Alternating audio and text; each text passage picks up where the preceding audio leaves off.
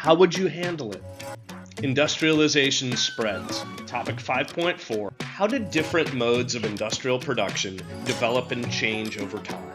Industrialization spread its wings between 1750 and 1900. It's like watching a tech startup grow into a global empire, but instead of apps and gadgets, we're talking steam engines and factories. Industrialization spreads.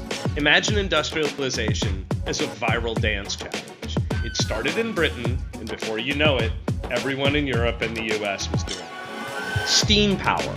This was the game changer. Steam power was like going from walking to driving a sports car.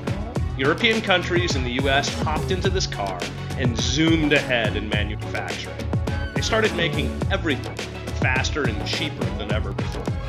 But what about Middle Eastern and Asian countries?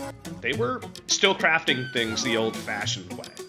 It's like still handwriting letters when everyone else is texting.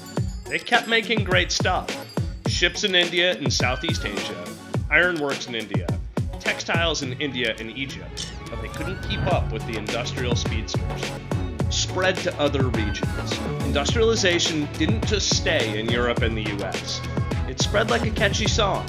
Northwestern Europe caught the bug, and then it hopped over to the United States, Russia, and Japan. Each place added its own spin to it. In the US, it was like a factory party with a mix of European techniques and American gusto. In Russia and Japan, it was more like a carefully planned strategy. They saw the industrial train coming and jumped on board, adapting and adopting these new methods to catch up with the West. The big picture. The rise of industrialization was like a global relay race. First, Britain took the lead, then passed the baton to other European countries in the US, who then passed it to Russia and Japan. Meanwhile, traditional manufacturing in the Middle East and Asia was like a marathon runner trying to keep up with the sprinters. So why does this matter? It shows how technology and innovation can totally flip the world's power dynamics. Countries that got industrialized fast became the big players, while those that didn't fell behind. It's a classic tale of keeping up with the times or getting left in the dust. And that, folks, is how industrialization did a world tour, changing how and when things were made forever.